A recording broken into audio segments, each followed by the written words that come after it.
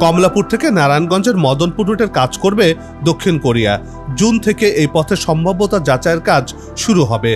সম্ভাব্যতা যাচাই শেষে চূড়ান্ত নকশা তৈরি করা হবে। MRT-4 রুটটি সম্ভাব্যতা যাচাইয়ের সময় লাগবে 15 মাস। এরপরে প্রকল্পের মূল কাজ শুরু হবে। কাজটি করবে দক্ষিণ কোরিয়ার ডোহোয়া ইঞ্জিনিয়ারিং কর্পোরেশন। জুনের প্রথম দিক থেকেই মোবিলাইজেশন শুরু হবে। আর এই প্রকল্পের খরচ পুরোটাই অনুদান হিসেবে দিচ্ছে দক্ষিণ কোরিয়া।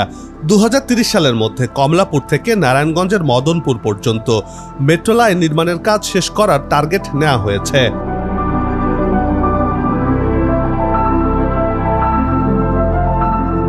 কমলাপুরকে ঘিরে বিশাল পরিকল্পনা বাস্তবায়ন হতে চলেছে। বলা হচ্ছে মেট্রো রেল প্রকল্প বাস্তবায়নের মাধ্যমে রাজধানীতে যোগাযোগের অন্যতম হাব হিসেবে গড়ে উঠবে।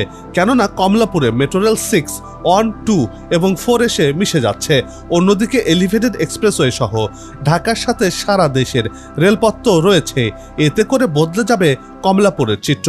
আর সেভাবেই গড়ে তোলার পরিকল্পনা নিয়েছে সরকার, যাতে করে সহজেই কমলাপুর থেকে গোটা রাজধানী সহ দেশের বিভিন্ন অঞ্চলে সহজেই যাতায়াত করা যায়। আর এসব প্রকল্প বাস্তবায়ন হলে কমলাপুর থেকে সারা দেশে সহজে যাতায়াত করতে পারবেন যাত্রীরা।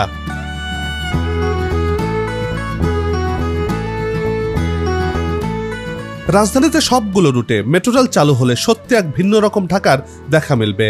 যানজটবিহীনভাবে রাজধানী ও আশপাশে শহরগুলোতে যাতায়াত করা যাবে দুর্ভোগ ছাড়াই। চিরচেনা যানজটের শহর বদলে নতুন রূপে ধরা দেবে। বাঁচবে সময়, নষ্ট হবে না কর্মঘণ্টা। জিডিপি লক্ষ্যমাত্রা অর্জনকে ছাড়িয়ে উন্নয়নের শিখরে যাবে লাল সবুজের বাংলাদেশ।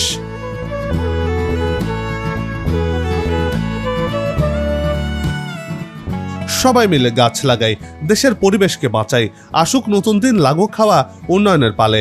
এমন প্রত্যাশা রেখে এই পর্ব থেকে বিদায় নিচ্ছি। তবে যাবার আগে সেই একই অনুরোধ, যেখানে সেখানে ময়লা আবর্জনা ফেলবেন না, পরিবেশের ক্ষতি করবেন না, অযথা হর্ন বাজাবেন না। আপনার দেশে সৌন্দর্য রক্ষায় পোস্টার লাগানো থেকে বিরত থাকুন। যদি চ্যানেলটিতে নতুন হয়ে থাকেন, ভিডিওটি ভালো লাগে, তাহলে চ্যানেলটি সাবস্ক্রাইব করে ভালোবাসায় আবদ্ধ করবেন। ভালো লাগা না লাগা বিষয়টি কমেন্টে লিখে জানাবেন।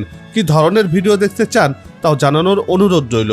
আগামীতে আবারও দেখা হবে নতুন কোনো জায়গা, তথ্য, ইতিহাস আর উন্নয়ন চিত্র নিয়ে। নিজে ভালো থাকুন, দেশকে ভালো রাখুন, আমাদের সাথেই থাকুন, দেখতে থাকুন দেশের এগিয়ে যাওয়ার চিত্র। ধন্যবাদ।